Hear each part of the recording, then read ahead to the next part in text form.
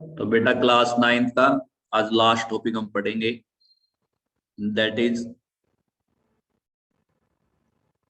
Law of conservation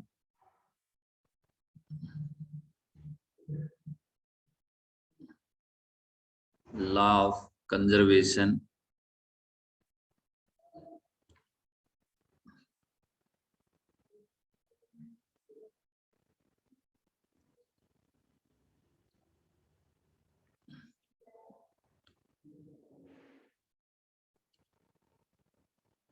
law of conservation of energy.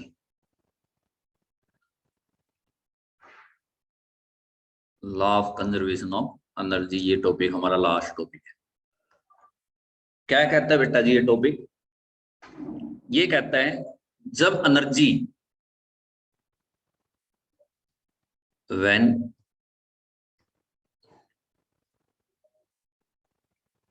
whenever energy changes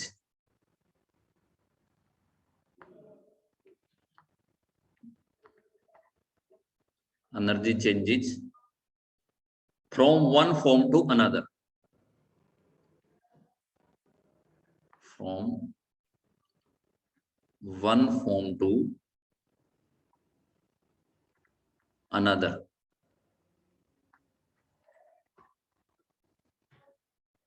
the total amount of energy remain constant.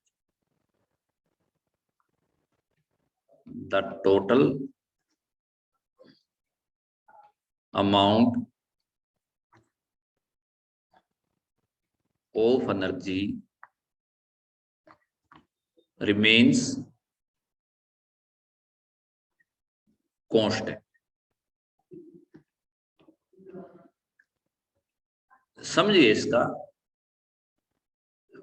One form to another form को transformation of energy भी कह सकते हैं।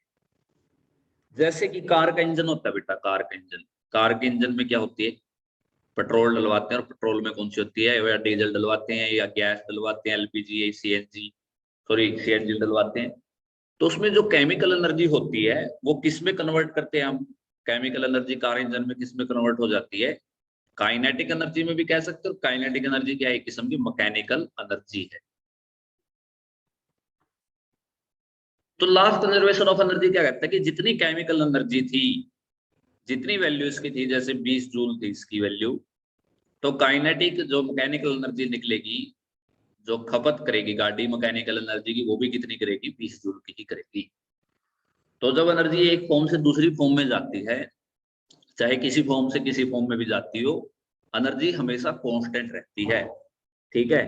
और सीधी simple सी बात हम ये भी कह सकते हैं, energy can neither be created nor destroyed. लेकिन यहां से समझना इतना आसान नहीं होता जितना यहां से समझना आसान होता है। ठीक है। आइए एग्जाम्पल लेके समझते हैं, क्योंकि हमारे पास दो ही तरह की एनर्जी थी। एक तो हमारे पास कौन सी थी? पोटेंशियल एनर्जी, और एक कौन सी थी? Kinetic energy. आइए उनकी टर्म में इसको समझने की कोशिश करते हैं, पोटेंशियल एनर्जी और काइनेटिक एनर्जी। मान लिया एक बॉल है बेटा, और बॉल को इस हाइट से हम गिरा रहे हैं। यहाँ पे बॉल की हाइट है, ग्राउंड से इस हाइट पे बॉल है, यहाँ पे बॉल है पहले इस हाइट। ठीक है, हाइट पे है, और हाइट के कारण जो एनर्जी होती है वो कौन सी होती है? Potential energy. ठीक है बेटा, यहाँ कोई दिक्कत नहीं है। बॉल है, इसकी पोजीशन ए मेंशन कर दी मैंने, ये पोजीशन ए है, हाइट एच है, और ये बॉल है। एक हाइट एच पे बॉल पड़ी है, वहां पे उसकी सिर्फ पोटेंशियल एनर्जी होगी। तो मान लिया यहाँ पे पोटेंशियल एनर्जी इसकी कितनी है? 20 जूल है। और काइनेटिक एनर्जी कितनी है? 0 है, क्योंकि हाइट के कारण तो सिर्फ पोटेंशियल एनर्जी होगी। और अगर मैं टोटल एनर्जी निकाल लूं, टोटल एनर्जी, तो वो सम होगा किस किस का? Potential energy plus kinetic energy का। तो यहां पे सम कितना आएगा? 20 जूल ही आएगा मेरे बेटे। जैसे ही बॉल को मैंने एच हाइट से छोड़ दिया, अब फॉल होना शुरू होगी। फॉल होना शुरू होगी, तो पोजीशन कौन सी आ गई उसकी? बी पोजीशन आ गई। तो फॉलिंग बॉल होगी, मैं कहूंगा बॉल की, और ये मेरी फॉलिंग हो रही है। फॉलिंग बॉल हो रही है। फॉलिंग बॉल और ये तो हाइट घटेगी, पोजीशन बी आ गई, हाइट घटेगी तो पोटेंशियल एनर्जी भी कुछ ना कुछ घटेगी। सपोज पोटेंशियल एनर्जी कितनी रहेगी यहाँ पे 15 जूल, लेकिन जैसे बॉल नीचे आ रही है, नीचे आ रही है तो कौन सी एनर्जी बढ़ जाएगी, काइनेटिक एनर्जी। टोटल एनर्जी कितनी रहेगी यहाँ पे भी 20 जूल। फिर आगे देखिए, फिर पोजीशन कौन सी आ गई इसकी, और हाइट से डाल दी मैंने, सी पोजीशन आ गई। यहाँ पे पोटेंशियल एनर्जी कितनी रहेगी 10 जूल, और काइनेटिक एनर्जी भी कितनी होगी 10 जूल। टोटल एनर्जी कितनी होगी 20 जूल। फिर सी से किस पोजीशन पे आई, डी पे आई। यहाँ पे कितनी रहेगी, हाइट और कम होगी तो पोटेंशियल एनर्जी और कम होगी, कौन बढ़ेगी, काइनेटिक एनर्जी, तो कितनी होगी 20 जूल होगी। फिर डी से ई पोजीशन पे आए, ई पोजीशन पे बिल्कुल ग्राउंड को टच करगी, हाइट रही नहीं, ठीक है ना, जस्ट बिफोर हिटिंग ग्राउंड भी कह सकते हैं इसको, ग्राउंड हिट करने से पहले की कंडीशन है ये, बिल्कुल ग्राउंड को हिट नहीं किया, ग्राउंड को हिट करने से पहले की पोजीशन। यहाँ पे 0 जूल तो क्या होगी पोटेंशियल एनर्जी, सिर्फ क्या रह जाएगी यहाँ पे काइनेटिक एनर्जी, लेकिन टोटल एनर्जी तो अब भी क्या रहेगी, कांस्टेंट ही रहेगी। तो यही कौन कहता है हमको, यही law of conservation of energy कहता है कि हम पोटेंशियल एनर्जी को देखें काइनेटिक एनर्जी में कन्वर्ट करें। पहले पोटेंशियल एनर्जी 20 जूल थी, लेकिन टोटल एनर्जी तो 20 ही थी। फिर धीरे धीरे पोटेंशियल घटने लगी और काइनेटिक 20 होगी रही, लेकिन टोटल एनर्जी तो अब भी कितनी है 20 जूल है। तो जब एनर्जी को ट्रांसफॉर्म कर दिया हमने, सारी की सारी पोटेंशियल एनर्जी को काइनेटिक एनर्जी में ट्रांसफॉर्म कर दिया, बेशक एनर्जी की ट्रांसफॉर्म होगी लेकिन टोटल एनर्जी क्या रही, कांस्टेंट रही। यही law of conservation of energy कहता है। ठीक है मेरे बेटे। अगर मैं इसका एग्जांपल है सिंपल पेंडुलम, मैं इसका एग्जांपल भी बताता हूँ आपको। घर में आपने घड़ी देखी होगी दीवार पे जो टंगी रहती है, वो सिंपल पेंडुलम होता है।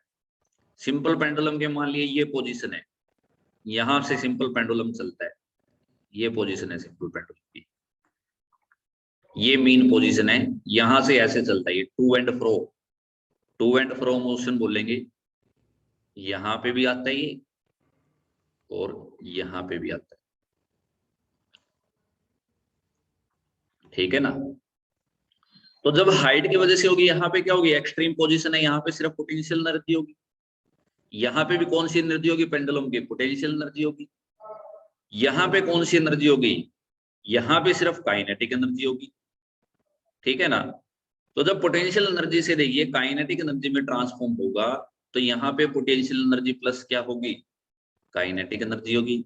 यहाँ पे भी क्या होगी, पोटेंशियल एनर्जी प्लस क्या होगी, काइनेटिक एनर्जी होगी, यानी कि टोटल एनर्जी क्या रहेगी, कांस्टेंट रहेगी।